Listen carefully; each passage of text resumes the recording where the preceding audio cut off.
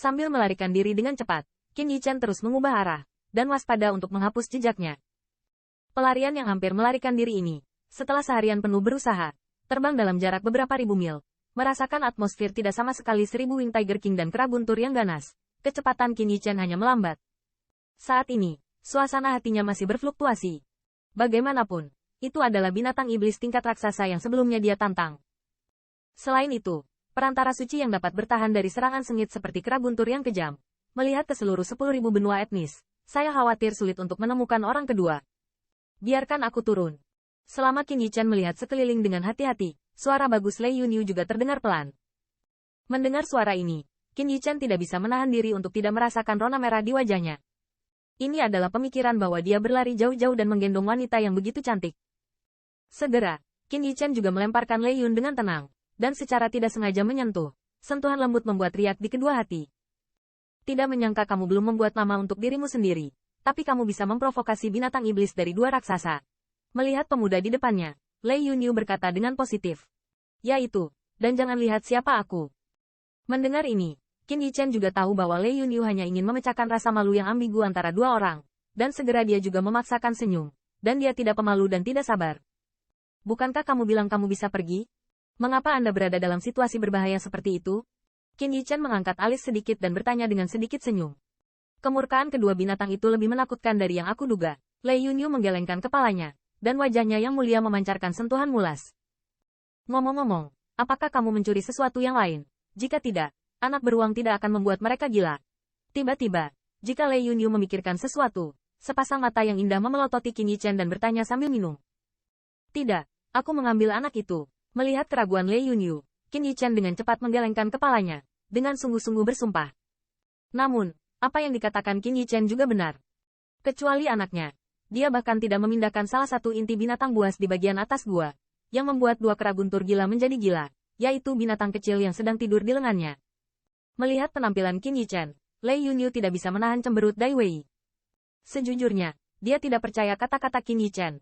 Pasti ada lebih dari satu anak yang lahir dari kera petir yang kejam, tetapi hanya satu anak. Bagaimana mereka bisa membiarkan mereka mengabaikan diri mereka sendiri dan mengejar diri mereka sendiri dengan sangat gila? Namun, seperti Qin Yichen, jelas bahwa dia tidak berniat untuk berbicara dengannya. Faktanya, bagaimanapun, Qin Yichen dan Qin Yichen tidak lebih dari orang asing yang datang bersama secara kebetulan. Baginya, yang terakhir tidak berhutang apapun. Bahkan, di saat krisis, pria ini tiba-tiba muncul dan menyelamatkannya. Dan, untuk kedua kalinya, pria ini, yang baru saja menerobos ke tingkat menengah tingkat suci, bahkan berani mengejar, bahkan untuk menyelamatkannya, dia memanggil kera guntur yang ganas di depannya. Ketika siluet tegas berdiri di depannya, Lei Yunyu juga harus mengakui bahwa ada gelombang di hatinya. Oleh karena itu, bahkan jika dia hampir terbunuh, orang ini masih menolak untuk mengatakan alasan sebenarnya. Lei Yunyu hanya mengangguk, tidak ada artinya untuk memaksa. Untuk beberapa alasan, dua orang terdiam untuk sementara waktu. Dalam suasana ini, mata dua pasang kebetulan bertemu. Terima kasih banyak. Pada saat saling memandang, Lei Yunyu mau tidak mau mengukur pipinya sedikit, tetapi dengan suaranya yang lembut, ada jangkrik yang aneh, seolah ditangkap oleh seorang anak yang sedang mencuri permen. Batuk-batuk, meskipun saya tidak melakukan itu, tetapi ada beberapa alasan bagi saya, ada yang tidak yakin. Jadi saya menindaklanjuti untuk melihat. Lagi pula, jika Anda mengalami kecelakaan, saya tidak percaya ini token benar-benar memiliki efek itu. Qin Yichen juga terbatuk. Berkata dengan ringan sambil tersenyum. Meski ada alasan untuk menjadi brilian dalam wacana ini, Qin Yichen sendiri merasa agak mubazir. Lei Yunyu tidak mengeksposnya, tetapi sedikit mengangguk, dan langsung bertanya, kemana kamu akan pergi selanjutnya?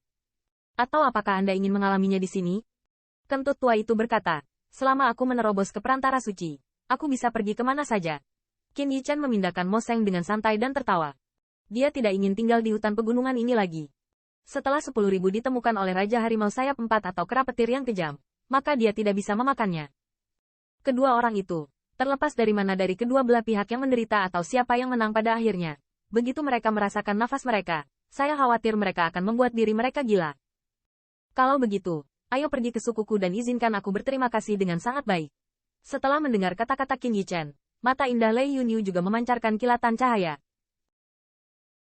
Monster guntur. Mendengar ini, Qin Yichen juga sedikit terkejut, tetapi setelah sedikit mengeluh, dia sedikit menggelengkan kepalanya. Melihat jawabannya, Mata indah Lei Yunyu tidak bisa menahan kehilangan warna. Meskipun kehilangan di mata Lei Yun melintas, Qin Yichen masih sangat menyadarinya.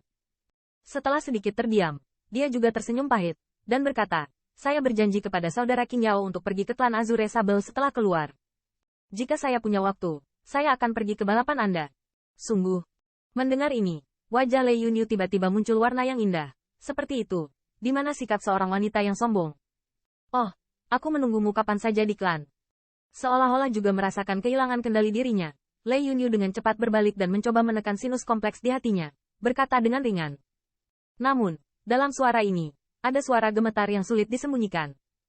Perjalanan aman, Qin Yichen tidak banyak bicara, dan memeluk cangkir dengan satu tangan di tangan lainnya, dengan lembut. Dia tahu bahwa Lei Yunyu sangat ingin menembak kerayang ganas itu, dia pasti membutuhkan anaknya. Saat ini, dia juga harus segera kembali ke keluarga Lei Yao. Ah, kamu juga, Lei Yunyu menarik napas dalam-dalam. Teratai bergerak sedikit, dan siluet itu perlahan melayang. Di udara, dia akhirnya tidak bisa menahan kepalanya dan melihat dalam-dalam pada siluet ramping yang berdiri di hutan. Siu. Dengan suara angin sepoi-sepoi, bayangan indah itu akhirnya berubah menjadi seberkas cahaya dan terbang menjauh ke kejauhan. Melihat siluet yang menghilang, Qin Yichen tidak bisa menahan nafas. Entah bagaimana, dia merasakan rasa bersalah di hatinya. Dia tidak bodoh. Bagaimana mungkin dia tidak melihat pikiran digerakkan oleh yang terakhir? Tetapi dalam upaya pertama untuk menyelamatkannya, dia benar-benar hanya ingin memanfaatkan ras yang terakhir. Dan penyelamatan kedua juga karena dia dalam masalah.